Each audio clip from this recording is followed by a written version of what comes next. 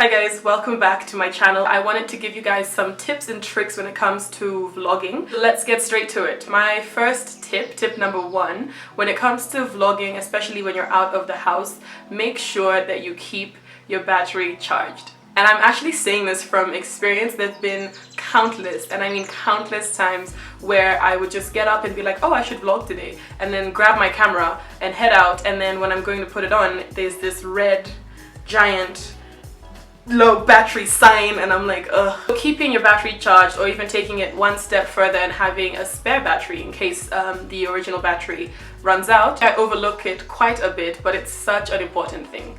My second tip is when you're already out vlogging and you have your camera ready, your battery charged, everything's good to go, and it's to get excess footage, because you can always cull down footage, but you can never go and add in a moment that you've already passed, you know? So if I was out somewhere and then I come home and I realize I don't have enough footage, I can't then go back and like relive that moment because it's past. So in the moment while you're there, even if it's something small like getting footsteps of guys walking past or trees blowing in the wind, whatever it might be, it might seem so like useless or unnecessary to you, but you'd rather do that, and then when you're editing you can delete it and say you don't need it because you have enough footage, than be at the stage where you're editing and you only have like 45 seconds worth of one particular place when you need more footage. So always get excess and then cull it down later.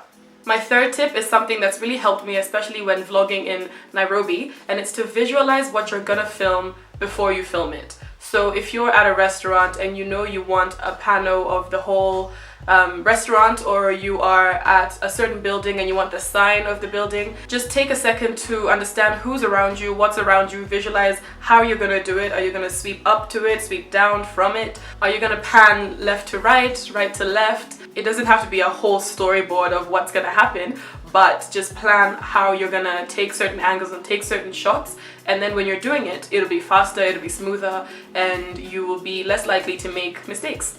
And tip number 4 is to focus a little bit on your quality. Now, I always say that you don't need fancy machines or fancy cameras or high-tech sound gear to be able to vlog, but you do need a certain level of quality. Most phones do have that level. They are able to take quality photos and quality videos, quality sound, but then also be aware of your surroundings and your environment. If a plane crosses over, is that going to affect your sound? If you're filming outside and there's kids playing, or if there's a truck that moves by, is that going to add to your video? Is that going to take away from it? Don't always assume that the other sounds in the background won't be picked up by the device that you're using, and just make sure you focus on the quality.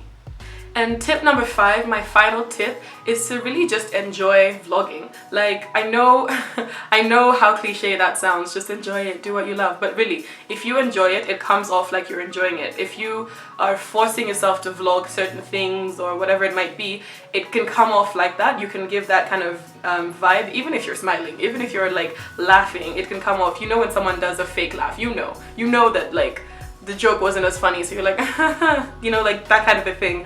So if you're actually enjoying it, and you're actually enjoying both being in the moment and like recording the moment, it'll come off across on screen and on camera. It takes time to get comfortable, especially when vlogging in public, but the more you do it, the better it gets. I guess like a bonus tip that I have when it comes to vlogging, specifically in public, is if you want to start your vlog, if you want to start a scene or something, start when you're away from people, because the moment you bring it up in front of people, they do turn to like look at you and like stare at you. And although it's really out of curiosity more over the fact that you are vlogging, because I mean, you would also stare at someone if they just pulled out a camera, you'd kind of wonder what they're doing. So for example, if like your friends are in a restaurant and you're vlogging at that restaurant, start when you're outside, introduce yourself, introduce whatever the vlog is going to be about, and then walk into the restaurant with that. So it's just it flows with that, and everything is just a bit more seamless than if you started from a static position with a lot of people around you, a lot of noise, waiters on the left, friends on the right,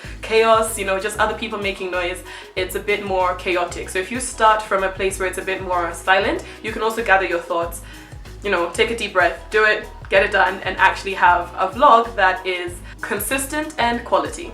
As always guys, thank you so much for watching. Thank you for your comments, thank you for your likes and sharing all my videos. I will see you in my next video. Bye.